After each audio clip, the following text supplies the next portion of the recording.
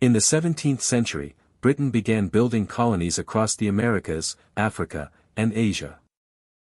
These colonies required governance, law, and organization to function and produce wealth. It was the early colonial administrators, governors, officials, and bureaucrats who transformed distant outposts into functioning parts of an empire. They balanced diplomacy, trade, and military oversight, often shaping the lives of millions thousands of miles away. But who were these administrators, and how did their decisions lay the foundation for Britannia's global empire? Hello, my dear friend.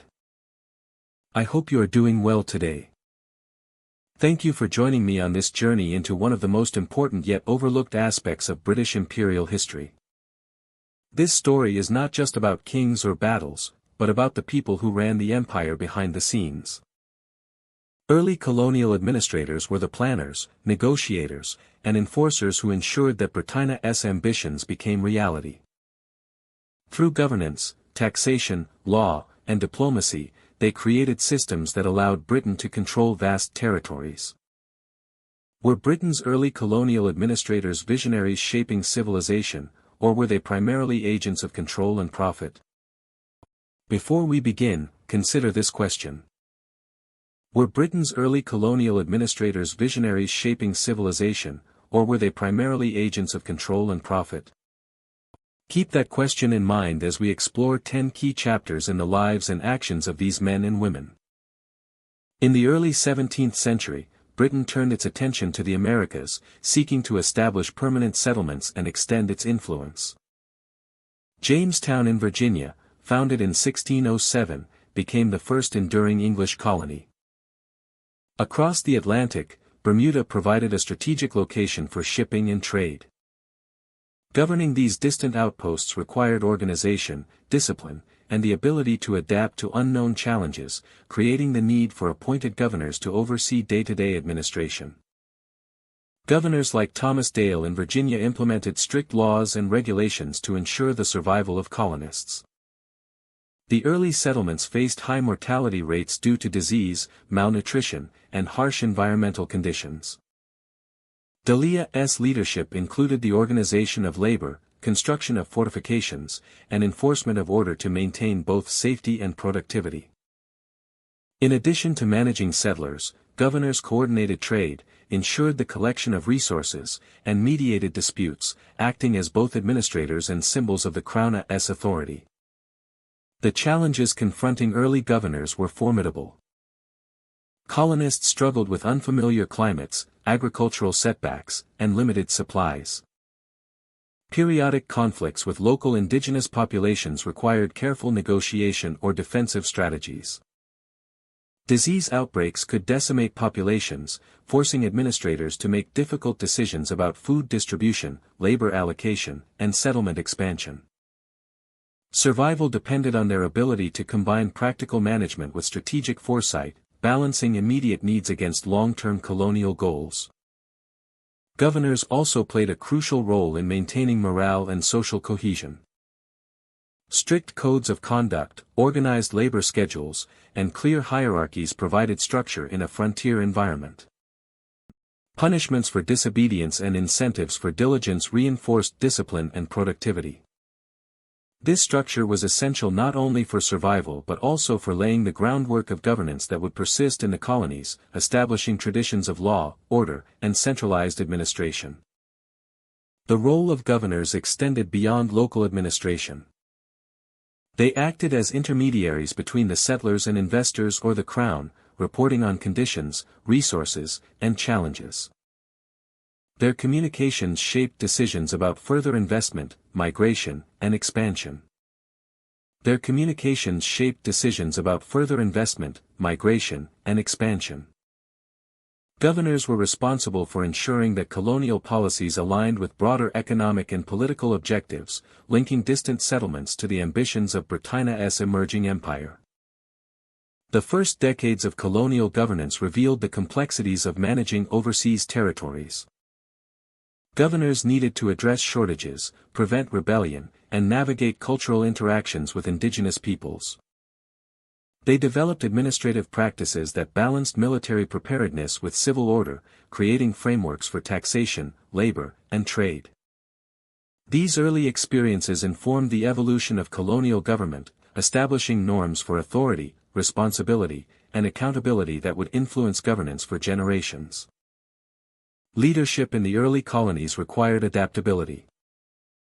Governors like Thomas Dale introduced innovations, such as work programs, defensive fortifications, and land distribution systems. These measures improved survival rates, organized communities, and ensured that colonies contributed to economic objectives. Administrators learned to anticipate environmental challenges, manage resources efficiently, and enforce rules equitably, demonstrating that governance in distant lands required both foresight and decisiveness. Conflict and negotiation were constant aspects of a governor's responsibilities. Relations with indigenous communities ranged from trade partnerships to military confrontations. Governors had to understand local customs, negotiate agreements, and occasionally using force. The ability to navigate complex social landscapes was critical to maintaining stability and ensuring the colonia's continuity. Governors also oversaw the establishment of infrastructure. Roads, fortifications, and communal spaces facilitated trade, defense, and daily life. They managed food production, storage, and distribution, coordinating planting and harvesting schedules. In the absence of well-established institutions, governors acted as judges, organizers, and military leaders, embodying multiple roles to sustain the colonia's survival and growth. By the mid-17th century, the role of governors had evolved into a combination of administrative oversight, military leadership, and civic organization. The structures they implemented provided a foundation for future colonies, shaping laws, labor systems, and governance practices. Their leadership demonstrated the importance of centralized authority, discipline, and strategic planning in sustaining settlements far from Britain. The experience of early governors influenced Britannia's approach to colonial administration. Lessons learned in Virginia, Bermuda, and other settlements informed policies for subsequent colonies in the Americas, the Caribbean, and beyond. Governance strategies included labor organization, defense planning, and communication networks, with the Crown establishing patterns that would persist across the British Empire. Through strict leadership, careful planning, and strategic decision-making, they ensured the survival and productivity of Britannia's earliest American colonies. They faced disease, famine, environmental challenges, and social tensions. Yet their administrative practices created a blueprint for structured governance. These early leaders established the foundations of colonial administration, linking distant settlements to Britannia's broader economic, political, and imperial ambitions, and setting the stage for centuries of expansion and control. From the early 17th century, the East India Company established its presence on the Indian subcontinent, beginning with Surat in 1612 and later Madras in 1639. These settlements were more than simple commercial outposts, they were hubs of administration, diplomacy, and military readiness. Agents and administrators appointed by the company acted as both managers of trade and representatives of British interests, tasked with navigating complex local politics while ensuring profitability. Officials such as Sir Josiah Child exemplified the dual role of East India Company administrators. Child, who became governor and later a director, supervised trade arrangements, negotiated with local rulers, and oversaw taxation and tariffs. Maintaining a profitable flow of goods such as spices, textiles, and later opium required careful planning and constant attention to both local and regional dynamics.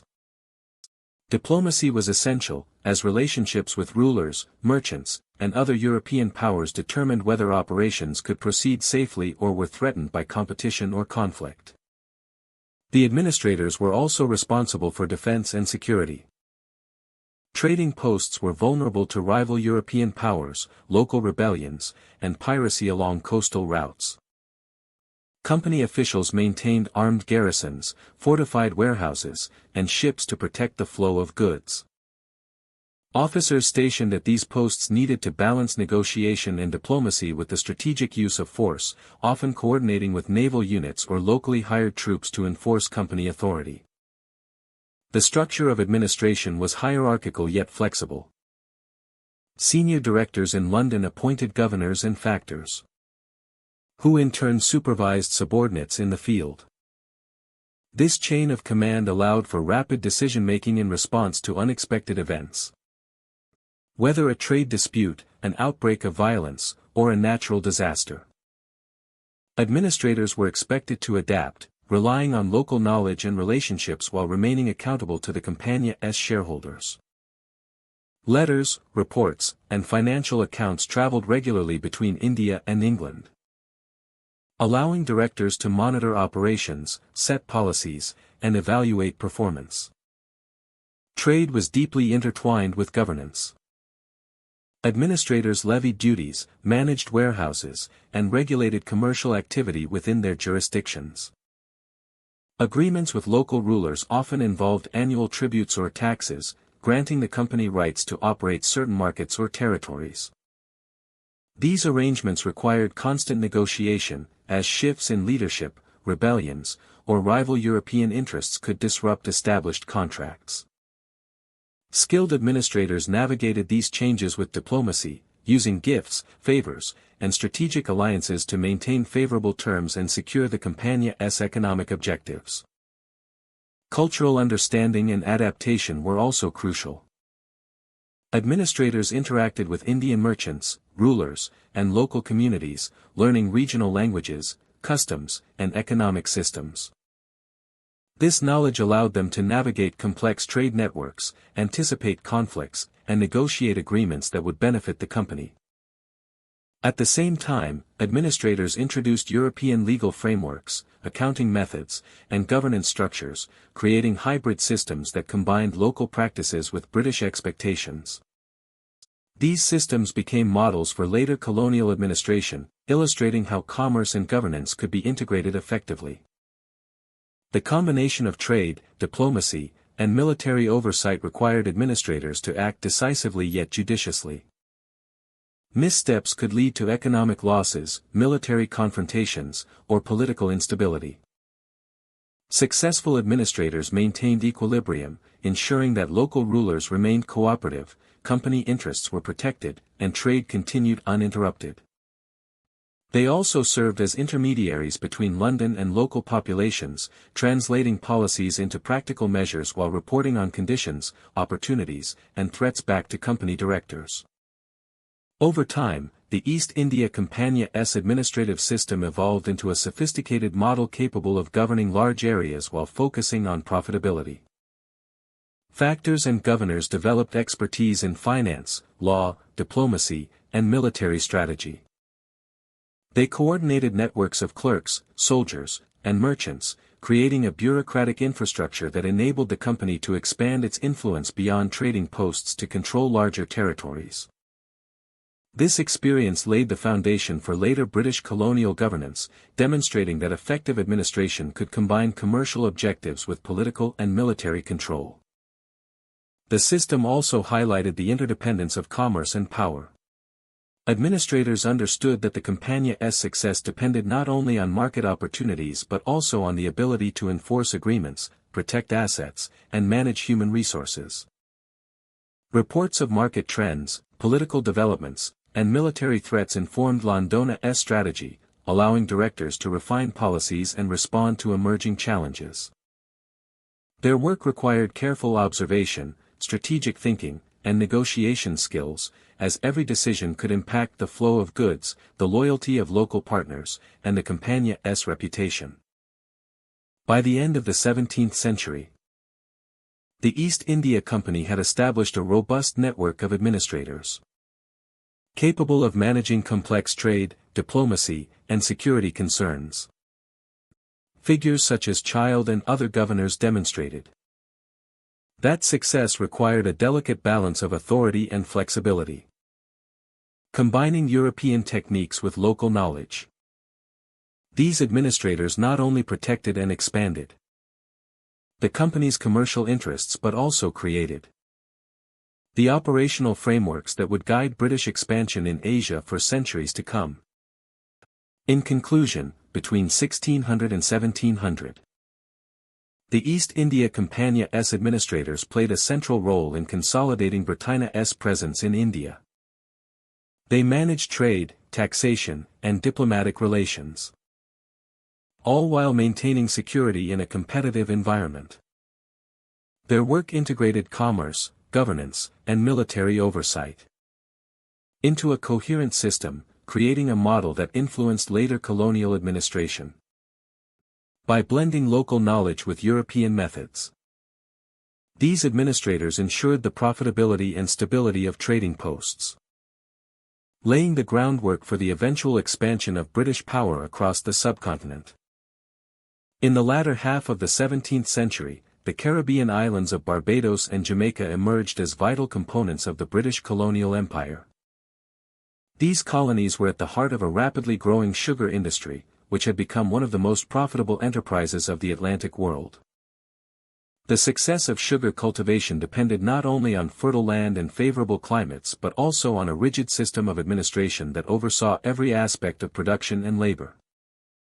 Colonial officials held immense power, shaping economic output, social order, and legal structures to ensure the empire's wealth flowed steadily back to Britain. Plantation oversight required constant vigilance. Governors and local magistrates implemented laws that regulated enslaved labor, ensuring that the workforce remained productive and compliant.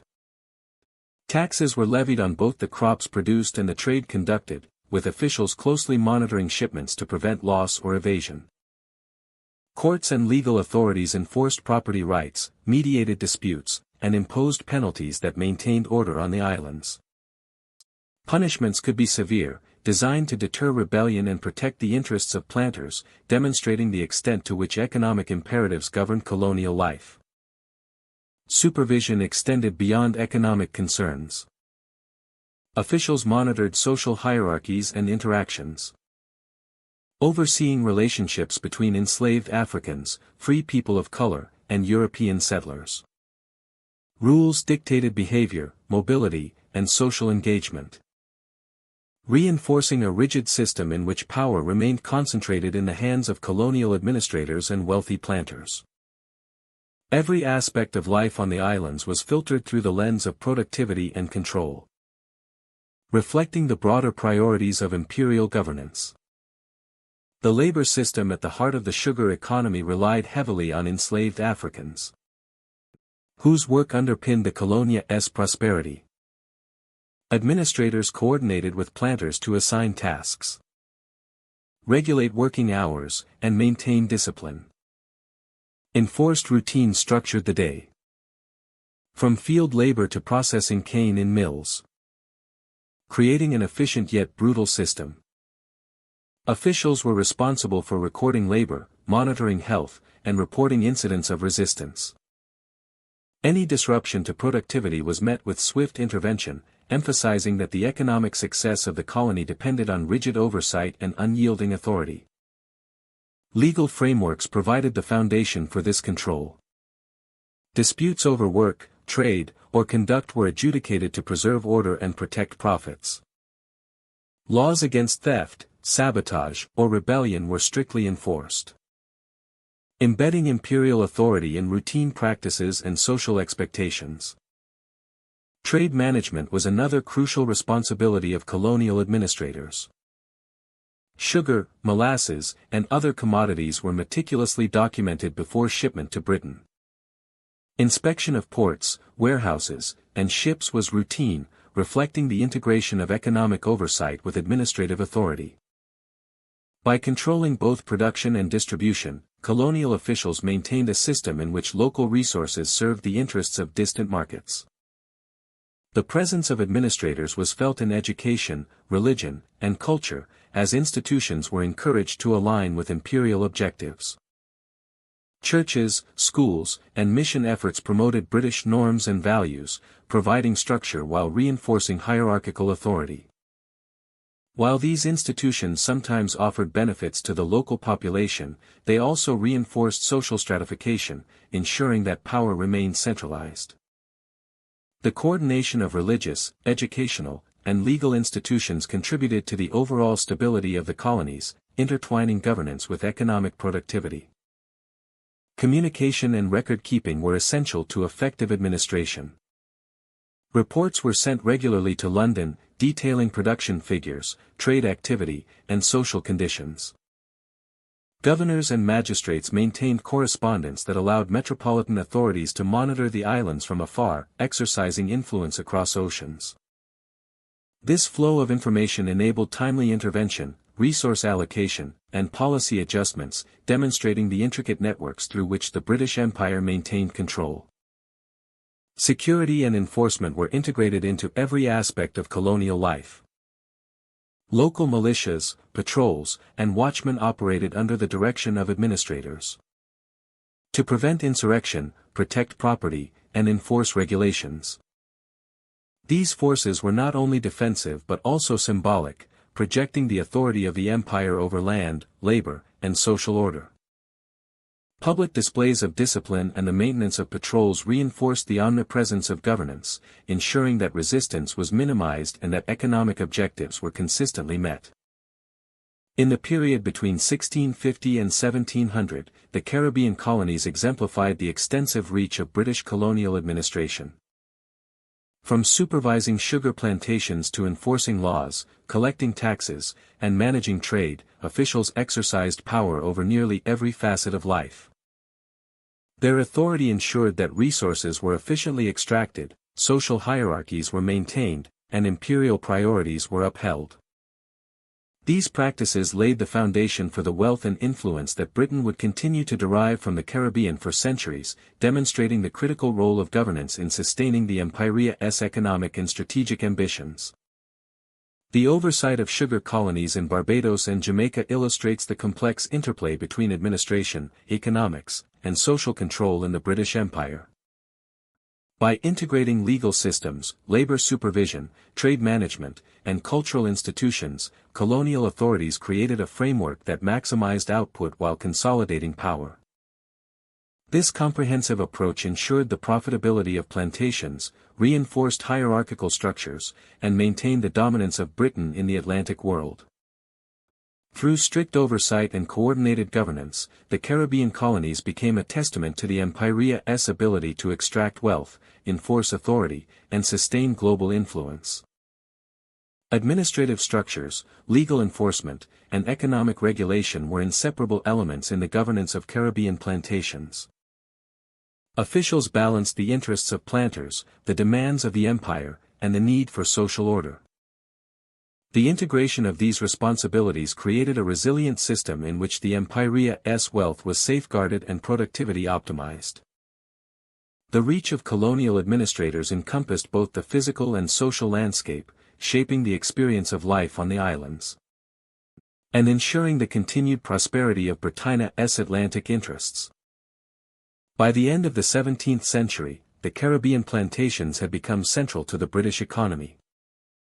Oversight by colonial administrators ensured that sugar production remained efficient. Trade was regulated, and social hierarchies were enforced. The combination of legal authority, economic control, and social governance exemplified the extensive powers wielded by officials and highlighted the critical role of administration in sustaining imperial dominance. Through meticulous management and oversight, Britain maintained the profitability of its Caribbean colonies, securing resources and wealth that fueled the growth of the empire across the Atlantic. Across the early 18th century, the British Empire focused on consolidating control over its colonies through the careful establishment of legal and judicial systems. Administrators, often drawn from Britain, set about adapting English law to local conditions, creating frameworks that balanced familiarity with the metropole while addressing the complexities of diverse societies. Courts were established in towns and trading centers, staffed by judges, magistrates, and clerks. Tasked with maintaining order, resolving disputes, and interpreting regulations in ways that reinforced imperial authority. Land ownership was a primary area of judicial activity. Colonists, settlers, and local elites frequently contested boundaries and claims. Courts became arenas where authority could be exercised and confirmed.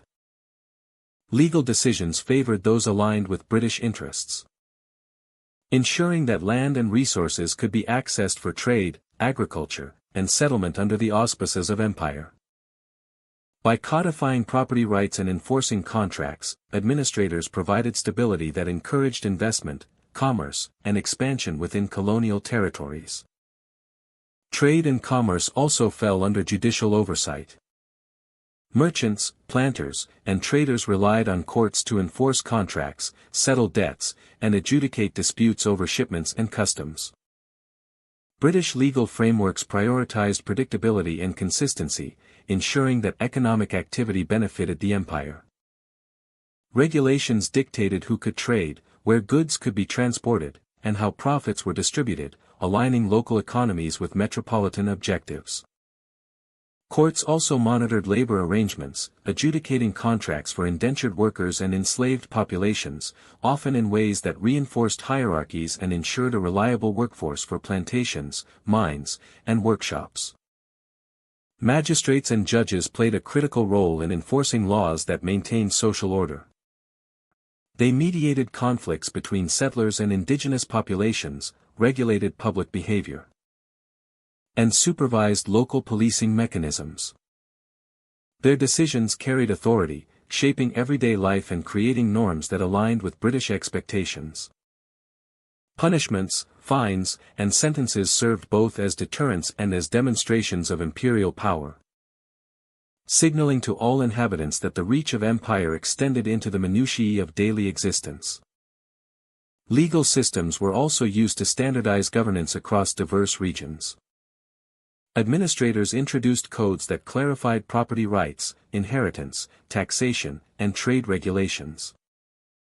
These laws reduced ambiguity and minimized local conflicts, providing a framework that supported administrative efficiency. Colonial officials could rely on these rules to implement policy consistently, ensuring that the empire could manage distant territories without constant oversight from London. The courts themselves became symbols of authority. Buildings were constructed in central locations, often reflecting British architectural styles, signaling permanence and stability. Public trials served as both legal proceedings and demonstrations of imperial presence, reinforcing the notion that justice emanated from a central, civilized power. Legal literacy among local populations increased as communities interacted with these institutions, creating an awareness of imperial structures and their implications for everyday life. In regions with complex social hierarchies, judicial systems served to maintain and codify authority. Laws defined the roles and responsibilities of different groups, including settlers, merchants, indigenous populations, and enslaved or indentured laborers. By creating clear legal expectations, administrators could mediate conflicts without relying solely on military force, using law as a tool to control society and sustain order. In doing so, they reinforced the social stratifications that benefited the empire and ensured compliance with economic and political objectives. Dispute resolution extended beyond local communities to matters involving international trade, maritime law, and colonial administration. Admiralty courts addressed conflicts at sea, ensuring that ships, cargoes, and trade routes remained under British oversight. Legal codes regulated navigation, shipping practices, and customs, allowing Britain to project authority over global commerce. These frameworks were critical in maintaining the flow of resources and profits that sustained imperial power, linking colonies, ports, and markets under a coherent legal structure. Education in law also became an instrument of imperial control. Local elites, clerks, and administrators were trained in British legal principles, creating a cadre capable of implementing and enforcing policies in accordance with metropolitan expectations. This professionalization of colonial administration ensured continuity and loyalty, while embedding British norms into local governance structures. Knowledge of law became a form of influence, allowing officials to mediate disputes in ways that advanced the interests of empire, while maintaining the appearance of fairness. Knowledge of law became a form of influence, allowing officials to mediate disputes in ways that advanced the interests of empire while maintaining the appearance of fairness. By the mid-18th century, British legal and judicial systems had created a lasting foundation for colonial governance. Courts provided stability, regulated economic activity, and reinforced social hierarchies, all while projecting the authority of the empire into distant territories. The systems established between 1700 and 1750 set precedents that would endure for decades, shaping administration, commerce, and society.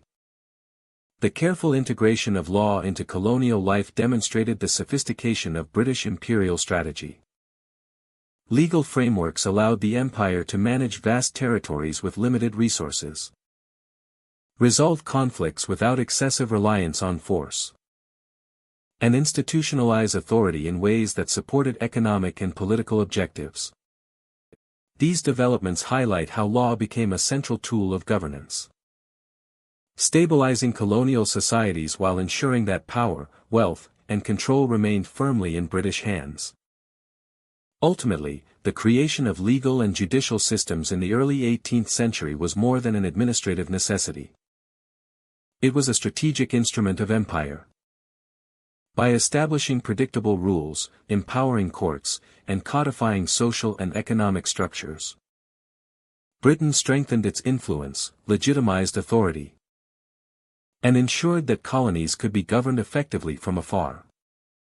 The legacy of these systems persisted long after the 18th century, shaping the legal, economic, and social foundations of modern societies across former British territories. Trade and Economic Management 1700–1763. Between 1700 and 1763, the foundations of Britannia's imperial economy were shaped not only by ships crossing oceans, but by the systems built to control their cargo. Colonial administrators, stationed in ports and trading centers, became managers of economic flow. They inspected manifests, calculated duties, and monitored warehouses stacked with tobacco, sugar, cotton, and timber. Every crate, every barrel, every shipment represented revenue for the crown. In this era, economic management did not exist behind closed doors. It operated in docks, counting houses, customs offices, and marketplaces, visible in the daily movement of goods and people.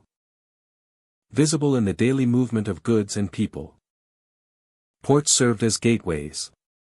Their harbor masters watched each vessel's arrival, assessing where it had come from and what it carried. Customs officials boarded ships, examined invoices, and recorded quantities for taxation. They enforced regulations designed to keep valuable commodities within Britannia's trading network.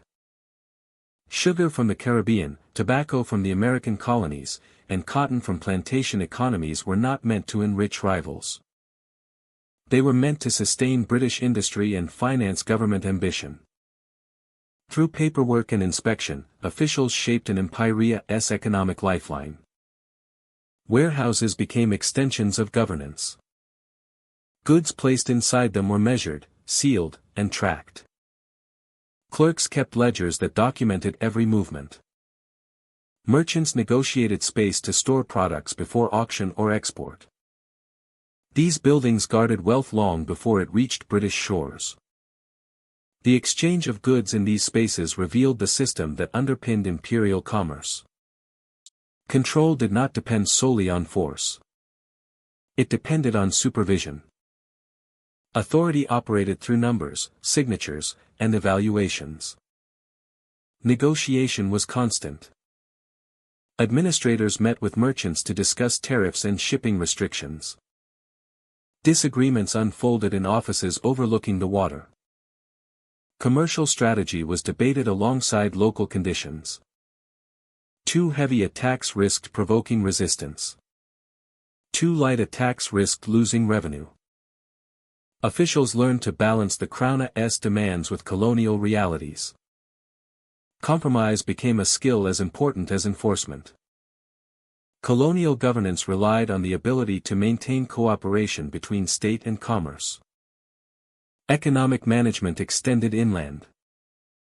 Supply routes linked plantations, mines, and farms to the ports. Local officials monitored production to ensure that shipments met expectations. If the output declined, administrators investigated. They assessed whether weather, workforce shortages, or trade disruptions caused the problem. Their goal was to protect the steady flow of goods that fueled the imperial system. Information traveled back to London in letters and reports, each document part of a larger picture. Ministers and advisors used this information to adjust laws, trade policies, and customs requirements. The Navigation Acts influenced these operations. They required that goods be transported on British ships or on vessels from the producing colony. This principle protected the imperial's commercial structure. It limited foreign merchants from benefiting at Britannia's expense. It preserved revenue streams that supported the navy and government. The acts were not static. They adapted as conditions changed. Revised clauses and clarifications attempted to close loopholes and re-establish control whenever markets shifted. Customs houses embodied this system. Inside, ledgers lined wooden counters. Ink stained the pages with the movement of empires. Officials tallied fees and stamped documents that authorized export. Merchants waited to receive clearance before their ships could depart. This process built trust in the system. Order replaced uncertainty. Schedules depended on procedure. The empire presented itself not only as a political authority, but as an economic structure with rules meant to protect prosperity.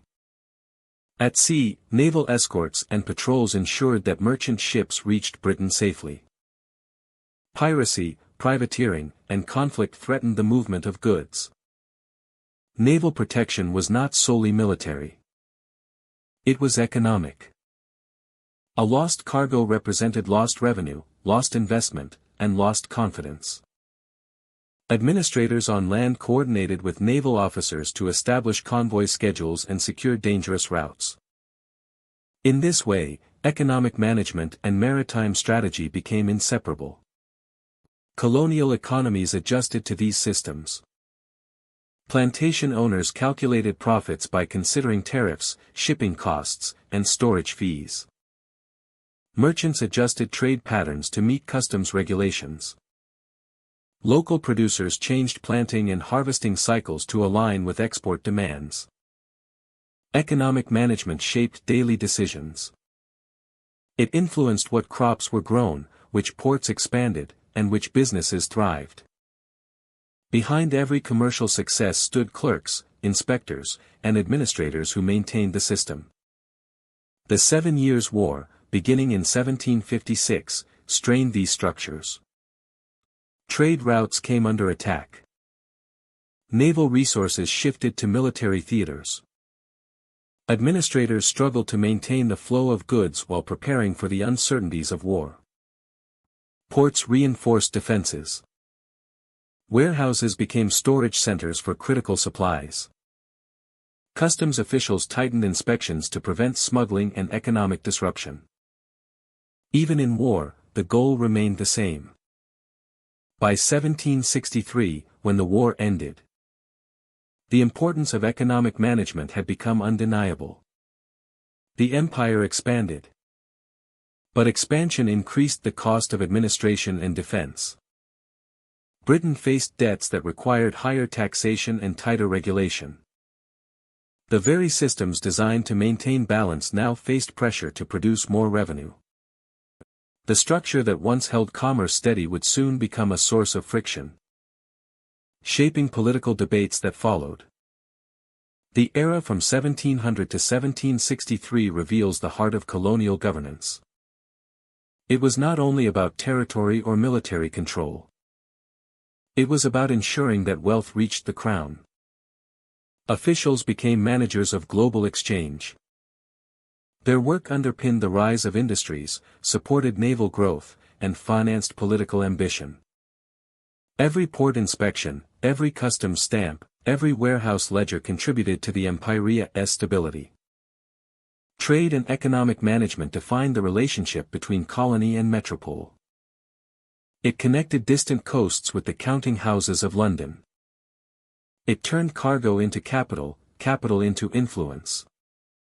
Capital into influence, and influence into global presence. The story of this era is not a story told only through battles and borders. It is told through documents, taxes, and ships filled with goods that crossed the horizon with imperial's future in their holds. In the 18th century, Britannia's overseas colonies were often exposed to threats from rival European powers, piracy, and resistance from local populations. Administrators were charged not only with governance but also with ensuring the security and defense of these territories. Forts and garrisons were established in strategic locations to protect ports, settlements, and trade routes, forming the backbone of colonial defense. These structures were more than stone walls, they symbolized Britannia's commitment to maintaining control and projecting power across distant lands. Governors and officials coordinated the recruitment, training, and deployment of soldiers and militias. In some colonies, militias were raised from local settlers, trained to defend towns, plantations, and critical infrastructure. The presence of trained military forces acted as both a deterrent to potential attackers and a means of rapid response in emergencies, whether against foreign fleets or internal uprisings. Logistical coordination was a central responsibility of administrators. Supplies, ammunition, and provisions had to be transported over vast distances, often through difficult terrain or across oceans. Governors ensured that forts were stocked, reinforcements could be dispatched, and trade ships were escorted to reduce the risk of interception. Communication networks connected outposts, enabling the timely relay of intelligence about enemy movements, local unrest, or natural hazards. These networks were vital in sustaining a cohesive defensive strategy across sprawling colonial territories. Administrators also combined civil authority with military oversight, reflecting the dual nature of their role. Laws were enforced not only through courts and councils but also through the disciplined presence of troops. Governors adjudicated disputes, managed resources, and directed defense measures, ensuring that civil order and military readiness were closely aligned. This integration of civil and military responsibilities allowed colonies to function effectively even in remote or hostile environments, maintaining stability while projecting authority. Defensive strategies were adapted to local conditions. In the Caribbean, fortifications were designed to withstand naval bombardment and control harbors. In North America, garrisons monitored frontier territories and indigenous relations, balancing diplomacy with the threat of force. In India, British forces coordinated with the East India Company's private armies, integrating European military techniques with local knowledge. Administrators studied terrain, climate, and population distribution to position troops effectively, ensuring rapid responses to emerging threats. Beyond immediate defense, administrators planned for long-term security. They oversaw the construction of permanent fortifications, the establishment of supply depots, and the mapping of strategic routes. Training programs prepared soldiers for diverse environments. Coordination with naval forces ensured that coastal and riverine regions could be reinforced quickly, preventing enemy forces from gaining a foothold. These measures reflected a strategic vision that extended beyond reactive defense, anticipating potential challenges and preparing for sustained security. Military oversight also involved intelligence gathering. Administrators maintained networks to monitor enemy movements, local dissent, and smuggling activities. Reports from scouts, local informants, and allied communities informed decisions about troop deployments and fortifications. The ability to anticipate threats before they materialized was critical in preserving British interests and ensuring that colonies remained under effective control. Intelligence allowed governors to balance force with diplomacy, choosing when to negotiate and when to act decisively. Training and discipline were constant priorities. Soldiers under colonial command were instructed not only in combat techniques, but also in maintaining readiness under challenging conditions.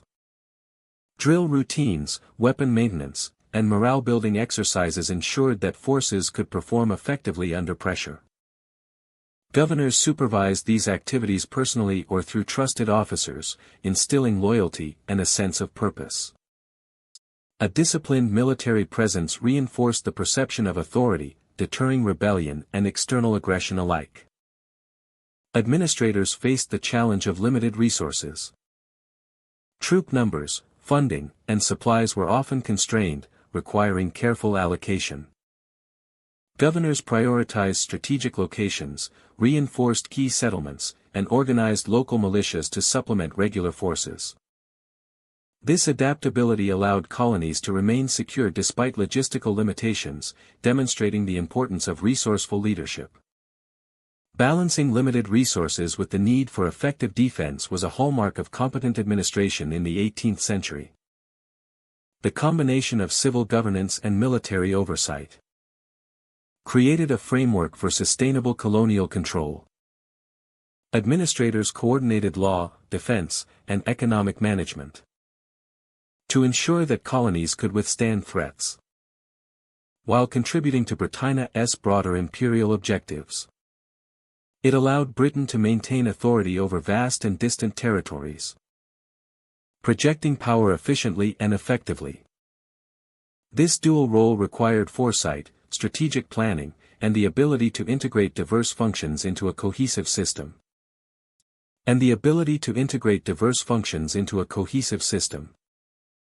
Allowed Britain to maintain authority over vast and distant territories, projecting power efficiently and effectively.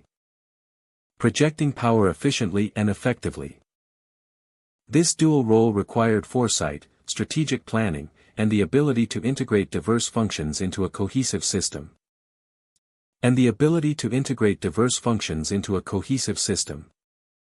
Allowed Britain to maintain authority over vast and distant territories, projecting power efficiently and effectively. This dual role required foresight, strategic planning, and the ability to integrate diverse functions into a cohesive system. Allowed Britain to maintain authority over vast and distant territories, projecting power efficiently and effectively. This dual role required foresight, strategic planning, and the ability to integrate diverse functions into a cohesive system. By the late 18th century, the integration of military and civil responsibilities had become central to colonial administration. Forts, garrisons, militias, and logistical networks allowed administrators to anticipate and respond to threats. Soldiers were trained, supplies were managed, and intelligence informed strategy. Civil authority and military command were intertwined, ensuring that colonies remained stable, productive, and aligned with Britannia's strategic objectives. This dual approach to governance established the foundations for maintaining imperial power, demonstrating the vital role of administrators in sustaining Britannia's global presence. Following the decisive victory at the Battle of Plassey in 1757, the East India Company transitioned from a commercial enterprise to a governing power in Bengal and surrounding regions. The defeat of Siraj-ud-Dowlah, the Nawab of Bengal, opened the door for company officials to assume control over revenue collection, judicial oversight, and political administration. This marked the beginning of a new phase in British influence, where commercial interests became inseparable from governance and military authority. Robert Clive emerged as a central figure in this transformation. Tasked with securing company interests, he established systems for tax collection that ensured a steady flow of revenue to the company while maintaining a semblance of local authority. Administrators under Clive's direction balanced the need for efficiency with the complexities of governing diverse populations. Navigating a patchwork of local customs, legal traditions, and political allegiances. Revenue officers, known as collectors, were stationed across districts, responsible for both assessing taxes and monitoring the compliance of landholders and merchants. The combination of civil administration and military oversight became a defining feature of company governance. Forts and garrisons were strategically placed to protect revenue offices and trade routes, providing both deterrence and rapid response to unrest. Military officers often doubled as civil administrators, enforcing law and order while supervising infrastructure projects such as roads, bridges, and canals. These dual roles allowed the company to maintain control over vast areas with relatively limited personnel, blending coercion with administration in a manner that maximized efficiency. Negotiation with local rulers and elites was equally essential. The company relied on a network of alliances, tribute agreements, and pensions. Administrators had to carefully assess the ambitions and influence of local chiefs. Diplomatic skills were paramount, as miscalculations could trigger uprisings or disrupt trade. Officers documented these interactions meticulously, sending reports to Calcutta and London to guide future policy and maintain oversight. Tax collection, the backbone of company administration, required both precision and adaptability. Land surveys were conducted to assess productivity and determine appropriate levies, while mechanisms were established to prevent embezzlement and corruption. Administrators had to balance revenue demands with local capacity to pay, as excessive taxation could provoke rebellion and reduce long-term income. Systems of accountability were gradually implemented, including periodic audits, record-keeping, and reporting chains. Judicial and legal administration was also integrated into governance.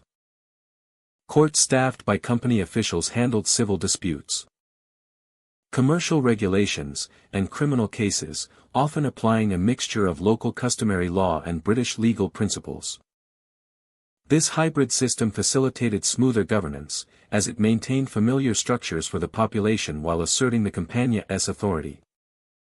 Legal documentation and precedent became tools for consolidating control, with administrators recording judgments, agreements, and obligations to ensure continuity and enforceability. Infrastructure and logistics played a crucial role in maintaining administrative effectiveness. Roads, rivers, and ports were developed to facilitate trade and military movement, enabling revenue officers and troops to reach distant regions quickly. Communication networks, including messengers and early postal systems, allowed rapid transmission of orders and intelligence, linking Calcutta with remote districts. These logistical frameworks strengthened governance, ensuring that policies could be enforced consistently, and that local disturbances could be addressed before escalating. Cultural and social awareness was critical for effective administration. Company officials learned local languages and customs, gaining insights that allowed them to mediate disputes, negotiate contracts, and enforce policies with minimal resistance. At the same time, British administrators imposed new systems of taxation, property documentation, and revenue management, gradually reshaping traditional practices. The interplay of adaptation and imposition created a distinct administrative culture that balanced respect for local conditions with the imperatives of imperial control. Over time, the East India Company's governance extended beyond Bengal, influencing regions across northern and eastern India. Clivia's administrative model became a template for subsequent governors and officials, emphasizing revenue collection, legal oversight, military readiness, and diplomatic engagement. Training and mentoring of junior officers ensured that knowledge and practices were transmitted effectively, creating a professional cadre capable of managing complex territories with diverse populations. By the close of the 18th century, the administrative framework established after 1757 had evolved into a sophisticated system. Officials coordinated revenue, law, diplomacy, and military oversight to maintain stability and ensure profitability. The integration of civil and military functions allowed the company to govern vast territories with efficiency. Diplomatic strategies and alliances mitigated risks of rebellion and conflict. These administrators laid the foundations for what would become the formal structures of British India in the 19th century. In conclusion, the period from 1757 to 1800 saw the East India Company transition from a commercial entity to a governing power through strategic administration. Officials like Robert Clive implemented systems that combined military authority with civil governance, establishing revenue, legal, and diplomatic frameworks that enabled control over Bengal and beyond. Their work integrated commerce, governance, and military oversight into a coherent system, providing stability, maximizing revenue, and setting the stage for British India's expansion across the subcontinent. Between the early 18th and mid-19th centuries, British colonial administrators frequently assumed roles that extended beyond governance into the realm of diplomacy. In territories across North America, Africa, and Asia, officials were tasked with negotiating with local rulers, tribal leaders, and indigenous communities to secure the stability and prosperity of the empire. These interactions required a delicate balance, combining diplomacy, strategic alliances, and, when necessary, coercion. Success depended on understanding local customs, cultural nuances, and political structures while advancing the interests of the British Empire.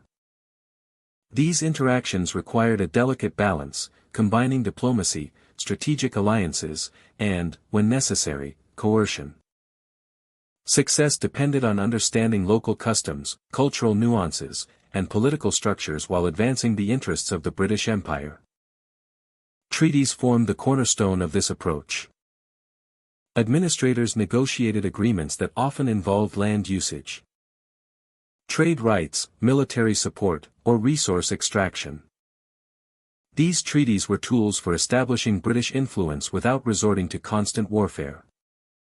While some agreements were mutually beneficial, granting local leaders recognition, protection, or trade advantages, others heavily favored the empire, extracting concessions that reinforced colonial control. In each instance, negotiation demanded careful attention to language, protocol, and symbolism, ensuring that agreements were seen as legitimate by both parties. Cultural understanding was critical for effective diplomacy.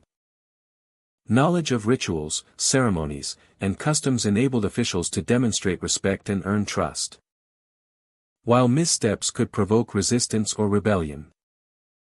Diplomacy required patience and observation.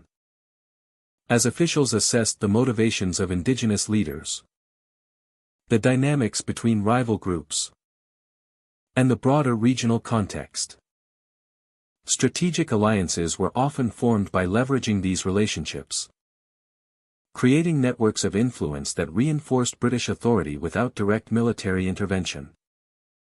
In some regions, cooperation with local leaders was essential to maintain economic stability.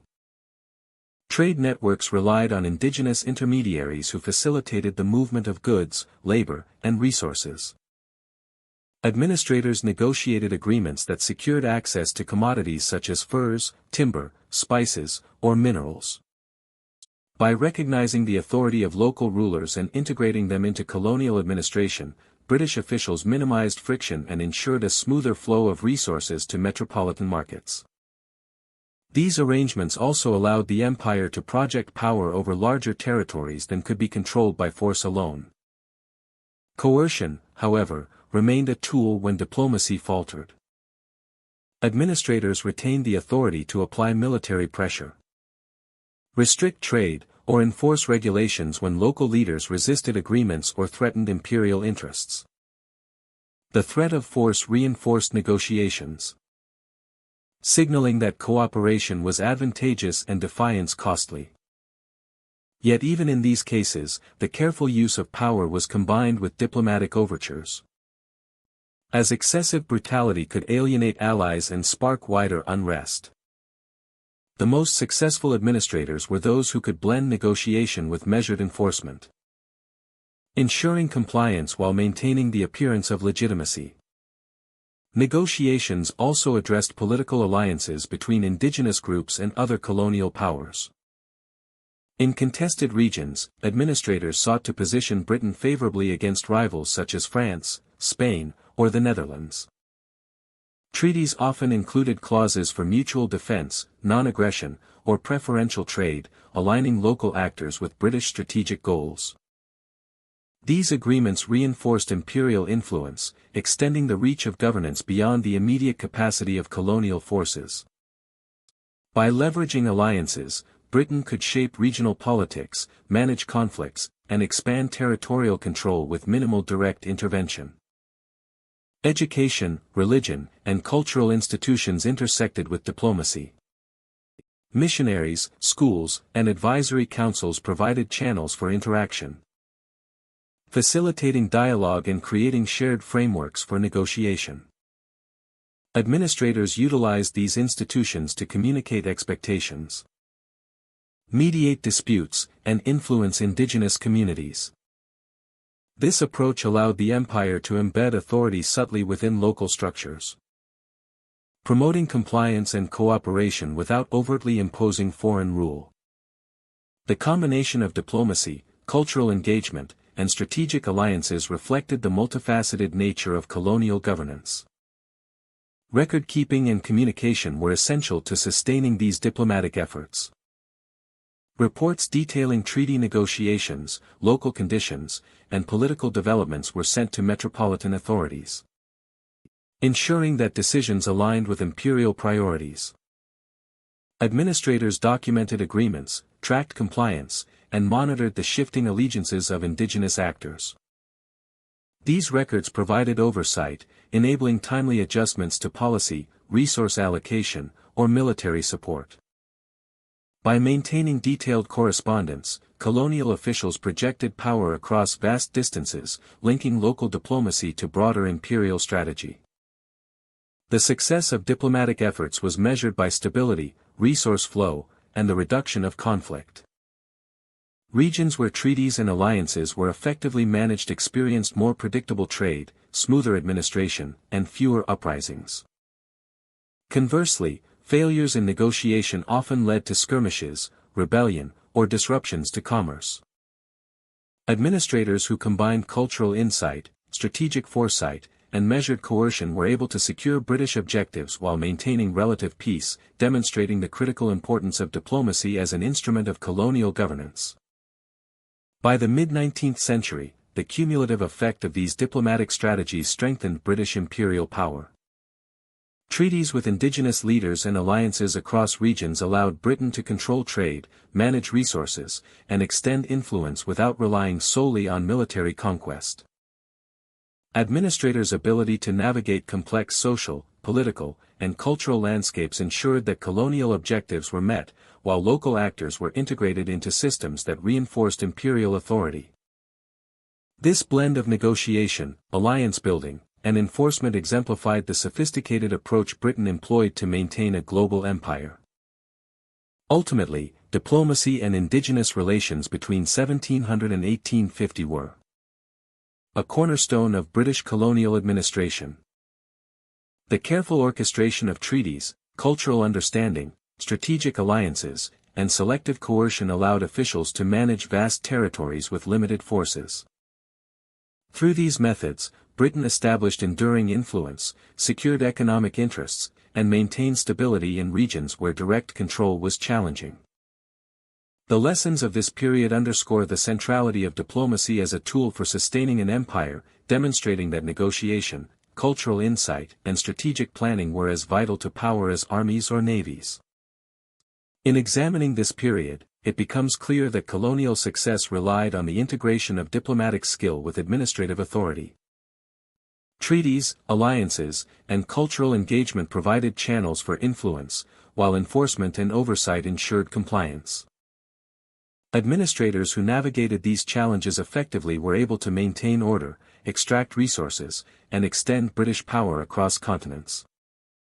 The period from 1700 to 1850 exemplifies how diplomacy and indigenous relations were not secondary to military or economic concerns but fundamental to the operation and longevity of the British Empire. In the first half of the 19th century, the British Empire relied heavily on communication and bureaucracy to manage its sprawling territories. Administrators stationed in distant colonies maintained regular contact with London through letters, reports, and detailed official records. These written correspondences were lifelines, conveying updates on revenue, trade, law enforcement, and local affairs. Each message carried both information and authority, allowing decisions made thousands of miles away to influence daily life across the empire. Bureaucracies expanded significantly during this period, creating specialized departments. Each office had defined roles, with clerks and officers tasked with recording transactions. These structures transformed colonial governance from informal oversight into a disciplined, hierarchical system. Capable of sustained control across vast distances, paper became a tool of power. And meticulous record-keeping ensured that administrators could track activities, enforce regulations and maintain accountability in ways that physical presence alone could not achieve. The postal and courier systems were critical to the functioning of empire. Letters traveled by ship, horseback, and later by rail, linking colonies to the metropole. Delays were inevitable, yet standardized procedures ensured that documents arrived in sequence and could be referenced reliably. Administrators in India, the Caribbean, Africa, and the Pacific depended on these communications to make informed decisions, manage local officials, and anticipate challenges. Written instructions allowed policies formulated in London to be implemented with precision, despite the vast oceans separating officials from their subjects. Reports and dispatches detailed every aspect of colonial life. Revenue statements accounted for taxes collected. Trade logs recorded the movement of goods. Judicial summaries highlighted legal disputes. Military correspondence documented troop movements, fortifications, and conflicts, enabling commanders to coordinate defenses and project power efficiently. Collectively, these communications formed a web of information that connected empire to metropole, allowing Britain to exercise authority over regions that might otherwise have been too distant to govern effectively. The growth of bureaucratic structures also professionalized administration. Officers were trained in record-keeping, legal procedures, and revenue management, creating a corps capable of enforcing policy with consistency and impartiality. Hierarchies within departments ensured that decisions followed clear chains of command, with local reports reaching senior officials who could provide guidance or issue corrections. This system minimized errors, reduced corruption, and standardized practices across colonies, reinforcing British control and maintaining order in complex societies. In trade and economic management, communication and bureaucracy were particularly vital.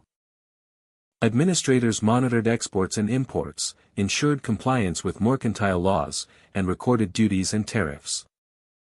Detailed accounts allowed the empire to calculate profits, forecast revenue, and adjust policies as markets fluctuated. Colonial economies were thus integrated into a larger imperial framework, with information flowing upward and instructions flowing downward, creating a tightly controlled system where economic performance could be tracked and optimized remotely. Judicial administration also depended on correspondence.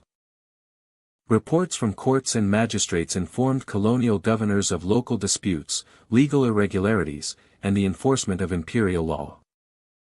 Bureaucratic oversight allowed for the monitoring of legal processes, ensuring that justice aligned with British objectives.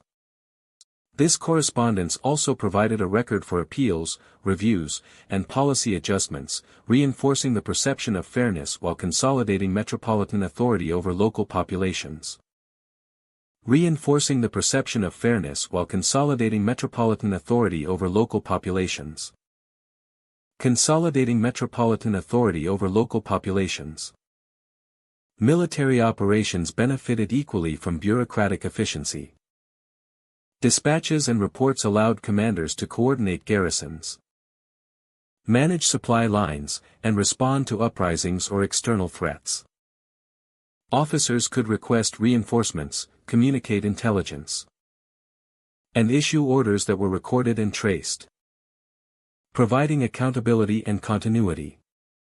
The structured flow of information ensured that strategic decisions could be made with awareness of conditions across multiple regions simultaneously, enabling Britain to maintain a global military presence despite the limitations of the era's transport and communication technologies.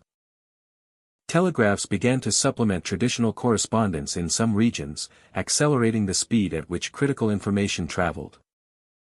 Although initially limited to specific colonies and ports, this technology laid the groundwork for more immediate administrative control. Messages that once took weeks or months could now arrive in days or hours, enhancing responsiveness and allowing officials to implement policy adjustments rapidly when situations demanded. By combining meticulous record-keeping, disciplined bureaucracies, and reliable communication channels, Britain was able to govern a vast and diverse empire with remarkable efficiency. Officials could monitor economic performance, enforce laws, manage military operations, and maintain social order from a distance. These systems provided continuity, stability, and predictability, allowing the empire to function as a coordinated network rather than a collection of disconnected territories. Ultimately, communication and bureaucracy were not merely administrative tools. They were instruments of power. The written word codified authority, structured governance, and ensured that decisions made in London could shape events in far-flung colonies. By 1850, the Empyrea's ability to manage distant territories through disciplined administrative systems demonstrated the sophistication of British governance and reinforced its global dominance, setting a model for how information, organization, and hierarchy could sustain imperial control across the world. Legacy of early colonial administrators 1850–1900. Between 1850 and 1900, the British Empire entered a period where administration became as important as conquest. The early colonial administrators of this era were not simply managers of territory. They were architects of systems that reshaped how societies functioned. Their decisions influenced railways, postal routes, legal codes, education networks, and communication systems that altered economies and politics for generations. They created frameworks that outlasted their authority and continued to guide nations long after empire began to fade. Railways became the most visible symbol of administrative ambition. Tracks stretched across landscapes that had once been connected only by footpaths, waterways, or caravan routes. Engineers secured funding, and organized labor forces to drive iron rails toward ports, mines, and administrative capitals. In many regions, the first locomotive marked a turning point. Travel time collapsed. Trade expanded. Military supply lines improved. Administrators argued that railways represented progress.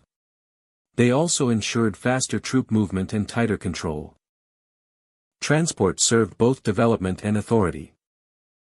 Alongside the railways, postal systems emerged as a backbone of governance.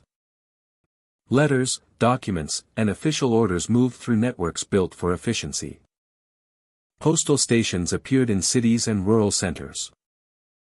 Delivery schedules became dependable. Administrators believed communication could stabilize rule by reducing distance between capital and colony. A message that once took weeks could now arrive in days. Decisions could be enforced more quickly. Complaints and requests could be answered with greater speed. The postal network linked rulers and the ruled in a new administrative relationship. Legal codes introduced during this period formed another pillar of governance. Courts, registries, and written statutes replaced or overshadowed local legal customs. In some areas, new laws offered consistency and reduced arbitrary punishment. In others, they disrupted systems that had worked for centuries. Administrators aimed to create predictable rules that supported trade, property rights, and taxation.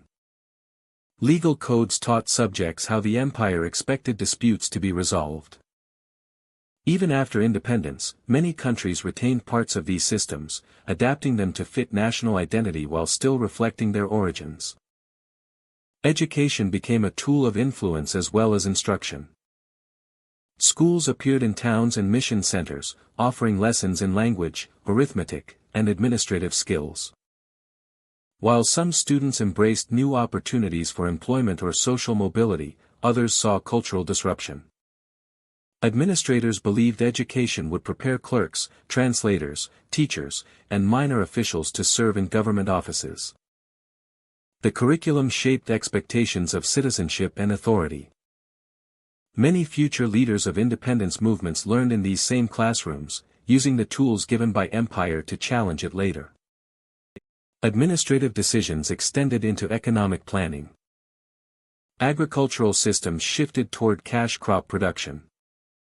Trade infrastructure prioritized export routes over internal markets. Mines and plantations gained priority access to rail lines and financing. These choices boosted imperial revenue but also made local economies dependent on external demand. When prices shifted in Europe, farmers and laborers across the empire felt the impact. Administrators described their policies as modernization. Critics saw economic alignment designed to benefit Britain above all. Census-taking and mapping projects revealed another administrative priority. Surveyors measured fields, recorded populations, and charted rivers. Boundaries solidified into lines on paper that changed how communities saw land. Tax systems and labor policies relied on this information. Knowledge became power.